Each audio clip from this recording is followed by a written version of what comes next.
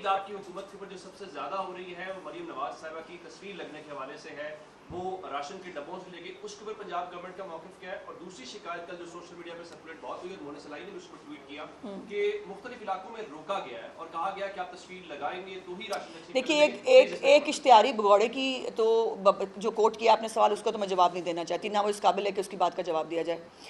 मैंने उसी की बात की थी, अगर आपको मैं बता सकूं, जो मैंने वो कैंप की बात की वो उसी से एसोसिएटेड है।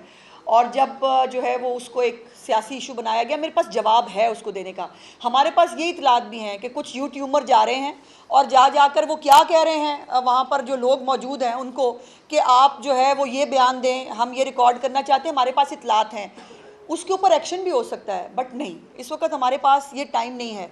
और लेकिन ये है कि ये दरख्वास्त ही की जा सकती है, क्योंकि उनका प्रोपेगेंडा करना, उनका मुल्क में फसाद इंतशार फैलाना उनका एजेंडा है।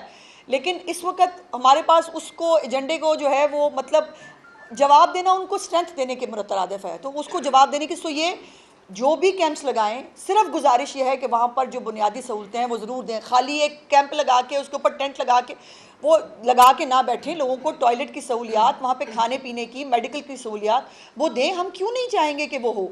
दूसरी बात यह है कि जिनके अपने जो है जो फितराने के चावल ला के उसके ऊपर तस्वीरें बनाते थे, जच्चा बच्चा सेंटर के ऊपर जिनकी तस्वीरें लगती थी, जो है बैतल खला के ऊपर जिनकी तस्वीरें लगा के जो वो करते थे, उनकी मतलब बातों को क्या ही जवाब दें। उनका काम भाई इतना है, वो ट्रोल्स हैं, उनका काम है कि अच्छी चीज़ को ख़राब करने के लिए गंद डाला जाए, वो गंद डालते जाएं। हम अल्लाह का शुक्र है कि अल्लाह पाक ये कैपेसिटी दिए रखे। चीफ मिनिस्टर साहबा जो हैं उनके गंद समेत पूरा जो पंजाब के अंदर जो एक तकलीफ का माहौल है उसको समेट लेंगे। मैडम ये बताइए कि खैबर पख्तूनख्वा गवर्नमेंट ने कहा है कि ऑफर दी है पंजाब गवर्नमेंट को कि अगर कोई मुश्किल घड़ी है तो हम उनके साथ आने को खड़े होने को तैयार हैं।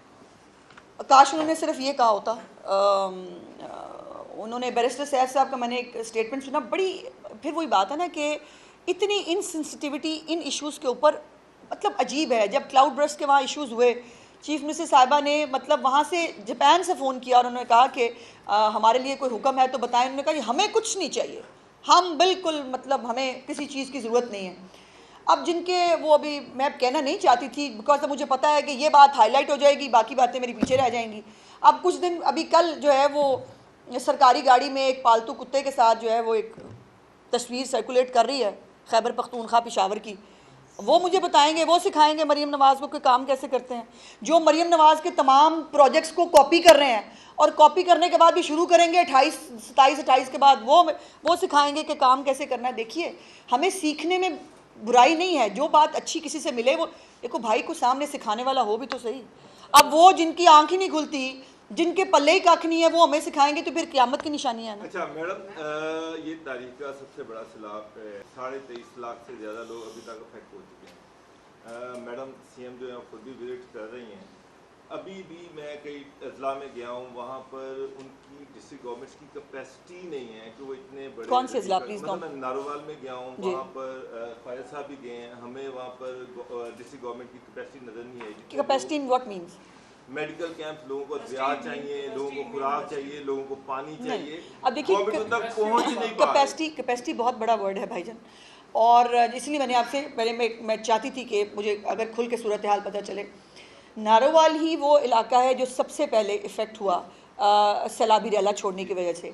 सियालकोट और नारोवाल वो दो इलाके हैं जो जम्मू के बिल्कुल करीब हैं, और जम्मू के अंदर जो तुग़यानी थी वहाँ से चंद घंटों के अंदर, गालिबन 2 घंटे से भी कम अरसे के अंदर वो पानी जो है वो आया।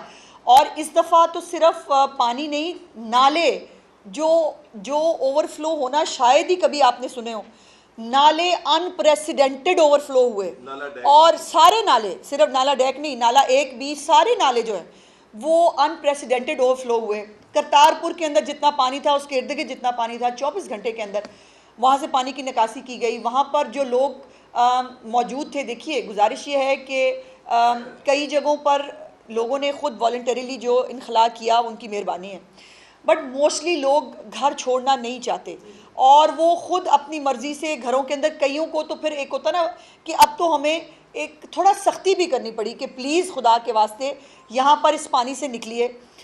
लेकिन जो लोग वहाँ पर मौजूद थे, उनको ये कहना कि इंतज़ामिया नहीं पहुँच सकी मुनासिब नहीं है। जैसे मैंने कहा कि अब भी ड्रोन्स के ज़रिए, थर्मल टेक्नोलॉजी के ज़रिए हर एक शख्स तक पहुंचने की पूरी हत्तुल इम्कान कोशिश की जा रही है। अभी कल हमने जो है वो इसी बेल्ट से, गुजरांवाला डिवीजन की बेल्ट से हमने वहाँ से फैमिलीज़ को निकाला है, उनके मवेशियों समेत निकाला है और थर्मल ड्रोन्स के ज़रिए निकाला है। सो इसलिए ये जो लोग, लेकिन फिर भी चीफ मिनिस्टर साहबा का था कि जो आ जाएं उनकी बहुत मेहरबानी है, लेकिन जो नहीं आ सके उनको भी उनके घरों पर ड्राइड राशन हो या कुक्ड फूड हो उनको पहुंचाई जाए। लेकिन ये कहना कैपेसिटी नहीं है, जितने फील्ड हॉस्पिटल हैं, हेल्थ क्लिनिक्स हैं, तमाम तर वसाइल का रुख इन जो है वो सैलाब वाले इलाकों की तरफ मोड़ा गया है। किसी भी तरह की कोई कमी ना पैसों के हवाले से, ना वसाइल के हवाले से, किसी हवाले से नहीं है और इसके ऊपर चीफ मिनिस्टर साहबा की जीरो टॉलरेंस है। मैडम ये बताइएगा कल भी वजीर आला पंजाब मरियम नवाज ने एक स्टेटमेंट दी अपने दौरे के दौरान, उन्होंने कहा कि बड़े और छोटे डैम बनाए जाएंगे।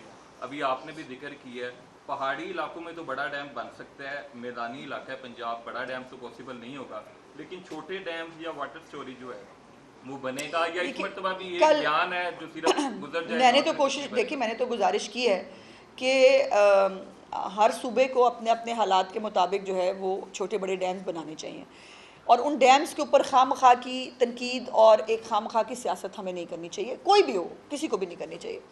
अब एक मैं एग्जांपल देती हूँ, कल हमें कसूर के विजिट के दौरान डीसी साहब ने बताया कि एक नेचुरल रेजरवायर बन गया है कसूर के उस इलाके के अंदर जहाँ पानी इकट्ठा हुआ और एक झील बन गई है।